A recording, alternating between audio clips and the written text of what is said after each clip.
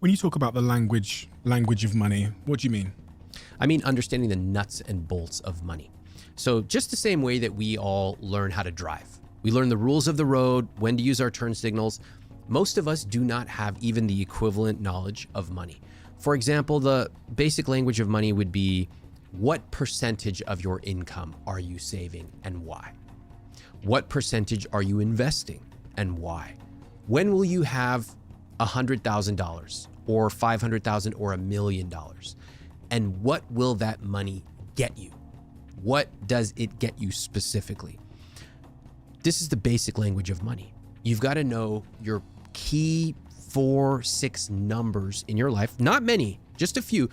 But once you understand those numbers, it's like understanding the speed limit. And these rules are similar in money. You can break them. That's okay, but you got to understand the rules first. What are those numbers that I need to know? There's 4 numbers that I really like to track. I track these myself, and these are the numbers I encourage. The first is your fixed costs. Okay. Those would be your rent or your mortgage, your any debt payments, groceries, the money that you are spending every single month that is essentially fixed. And the number I recommend for that is 50 to 60% of your take-home pay.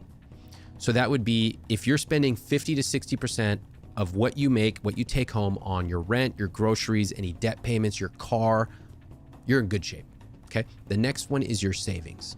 That would be roughly 5 to 10%. Savings would be things like an emergency fund, savings for a down payment, for a car, things like that. Third is investments. This is where the real wealth is created.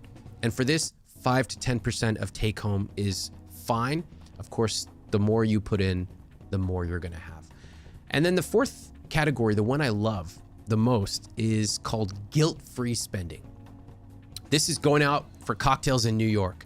It's buying a beautiful shirt. It's treating your friends, whatever you love, yoga, 20 to 35% of your take-home pay.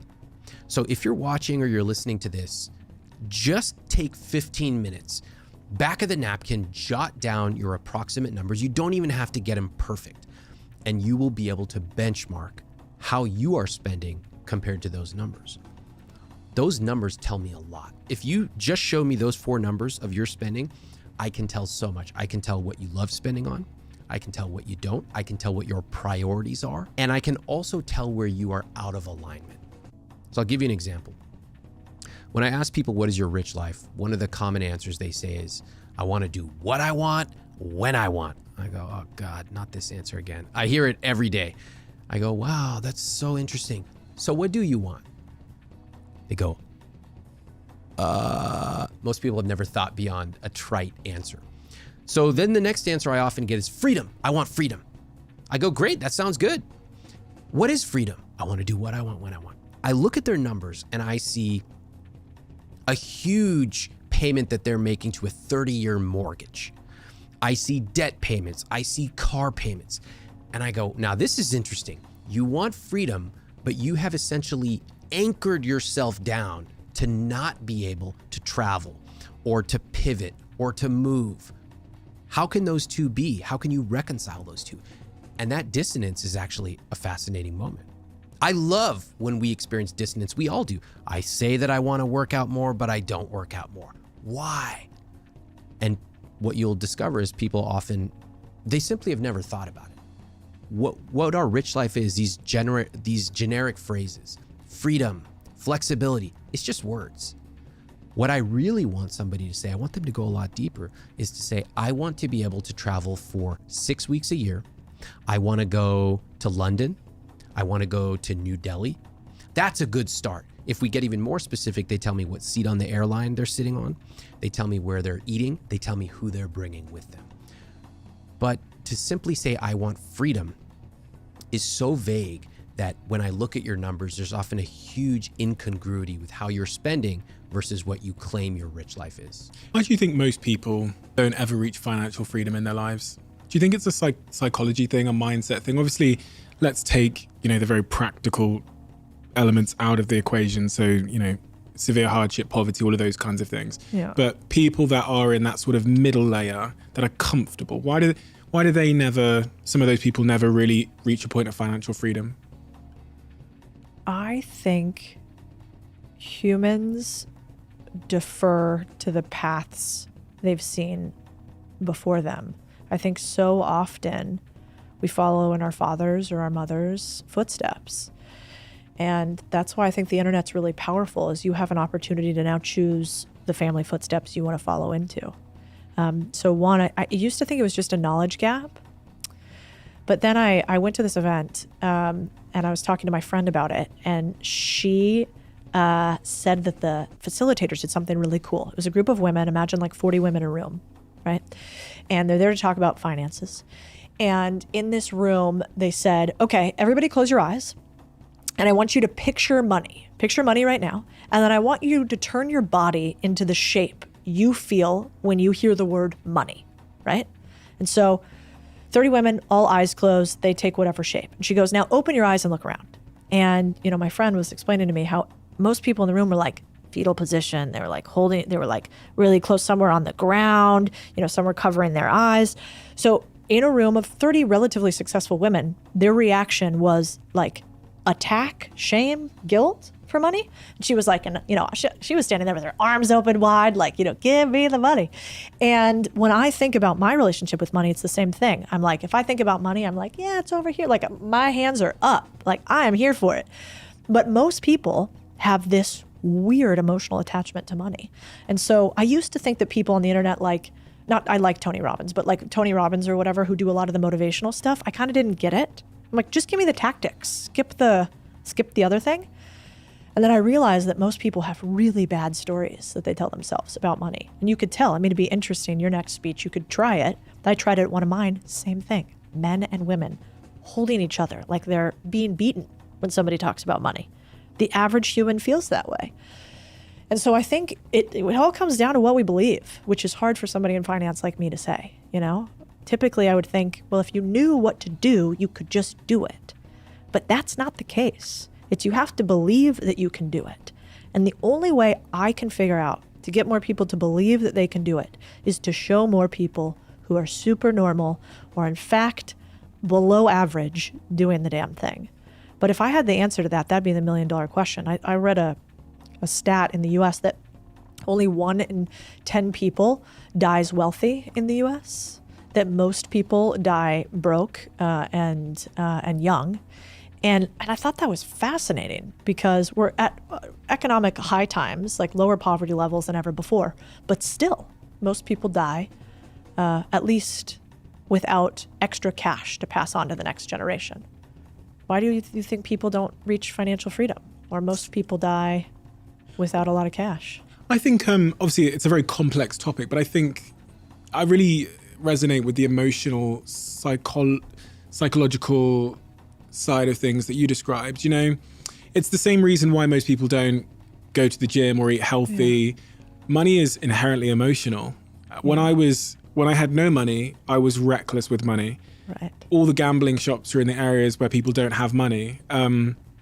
There's something deeply psychological about money. So when I was working in those call centers, if I got paid £1,000 at the end of the month, I would the same day go and buy a TV or an Xbox, like a PlayStation, for about £600-700. I would not pay my rent to go and buy that PlayStation. And sometimes I'd buy the PlayStation without having a TV. There was just something psychologically attached to the dopamine rush or the sense of self-worth that I got from owning the shiny thing. When I got money, my relationship with money became amazing. Yeah. I stopped buying designer things. I stopped wasting it. I didn't feel a need to show off or buy, Rolexes or whatever. So I was able to preserve wealth more. There's a really interesting relationship with money on both ends of the spectrum. When you have less of it, it's harder. It's often because of certain psychological things in certain people. I was one of them. It's harder to hold on to. And when you have more of it, it feels easier to hoard. The modern world tells us that we can get rich quick. Yeah. And when you think about how people build wealth, we think about the Warren Buffetts of the world. It's so boring and slow. And who's going to buy that book? Yeah. Be a billionaire at 87. Fuck what? I'm not going to be able to, dance in the nightclub at 87. So why do I want $1 billion then? Yeah. That's why the NFT thing and the crypto scam, this whatever, is also appealing to people. Yeah. Because it's quick. Yeah, it's true. Well, you know I actually was reading somewhere a story about in South Africa, in the slums, they have the highest concentration of the largest televisions per square foot of the houses. So that if you've been there, and I've actually never been, so I can't validate, but you will see very small little rooms with huge televisions. And I thought that was interesting, but it actually makes sense because maybe it comes down to a belief that people don't think they're ever going to get out. And so they think the only chance of getting out is going into whatever the short-term pleasure is. It's like if you never think you're going to escape your everyday reality, which is actually kind of miserable, then you're going to buy the PlayStation because why wouldn't you? Why would you save and try to get out when you've never seen anybody else get out? I remember checking accounts always being overdrawn and seeing the little negative pin on my, email and cell phone that you couldn't, there was nothing else in there, when I was in college and trying to figure it out before I made any money. I think I made like $37K in my first job out of college. So I definitely remember all that. But I think if you can have this belief and you can get around other humans who have had success or are striving for success, your aperture just opens in a different way. And then maybe the commercials and the ads and the things that make you feel like you want to buy all the everyday stuff go away. Like I kind of viscerally get mad when I see people who have wealth showing images of them in their Bentleys or Rolls Royces, or I have a nice watch, but like you don't see me show that shit anywhere. Like when people are showing themselves in their private planes or whatever, I just think they're missing the whole boat. And then what they're doing is they're perpetuating the PlayStation situation. They're doing it again and again, and they're doing it because it doesn't make them happy anymore to have it. That's not enough. I have to show a bunch of people I got it. And what they should actually be showing is, man, I just invested in my first stock. That's fucking cool. If you look at my stuff, it's like I have laundromats and car washes behind me all the time in them. Because that's the stuff that you should try to strive for. You can actually pass it down. It can pay you back. You can buy as many PlayStations as you want. But I think, to your point, the other thing is we are all, have you ever felt when you're around other people and they're sort of negative or they want to talk about people the whole time and like how that energy feels? It's like, it's draining, right? Even if you kind of get caught up in it, it's fun for a second. At the end, you're like, fuck, I feel kind of gross for having that combo. I think it's the same with ads and stuff that we take into us. And so they're basically creating our stories for us in social media by showing all this fancy stuff. And then we start to have this mimetic desire, this external desire and belief that we want it, that we need it, but we don't. We're just becoming a replica of the people that we're surrounding ourselves with, which are now social media. Even growing up, there's no laundry mats and 50 cents videos. Yeah, that what I mean? Should be. It's all sports cars and mansions and stuff. So that was my North Star as a young black man. It was like, how do I get a mansion and a sports car? And in the first page of my diary at 18 years old, it says 4 things I want to achieve before I'm 25. I wrote, a Range Rover Sport will be my first car. Didn't have a driving license until I was 23. I'll make £1 million.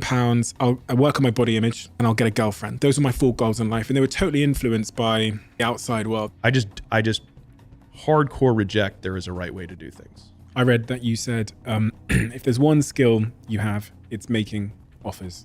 So offers are the terms of exchange. So right before I started my first gym, I went to this weekend workshop to learn how to market. And get this is 2013.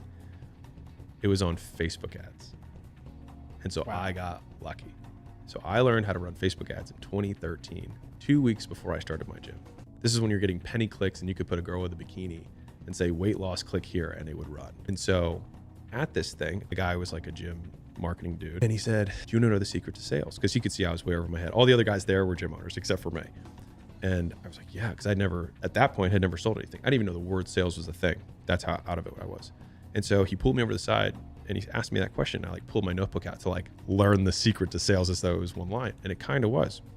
He said, make people an offer they'd feel stupid saying no to. And I wrote it down and I highlighted it. And that actually became a core concept that we do in every business that we have, which is how can we make this offer better? How can we make it more valuable?